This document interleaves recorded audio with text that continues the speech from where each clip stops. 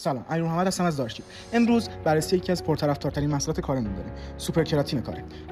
کراتین یکی از پرطرفدارترین محصولات بدنسازیه که خیلی استفاده میشه به خاطر اینکه سرعت عضله‌سازی فوق‌العاده بالا میبره. شما اگه از سوپر کراتین کاره استفاده کنید، سرعت عضله‌سازیتون فوق‌العاده بالا میره. حین تمرین انرژی و قدرت بیشتری رو حس می‌کنید.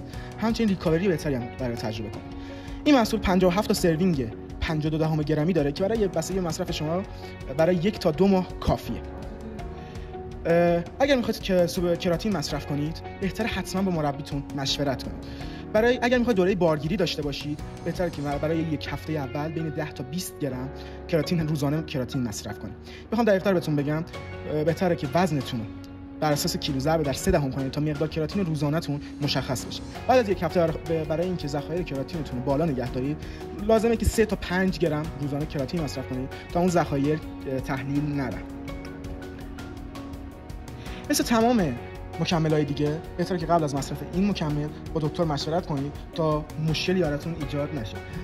داخل ترکیبات این محصول الگلوتامین و متانین و لیپوپیک اسید رو داریم که به ریکاوری بهتر کمک می‌کنه و همچنین الارژین و تاورین که انرژی لازمتون رو تامین می‌کنه حین تمرین.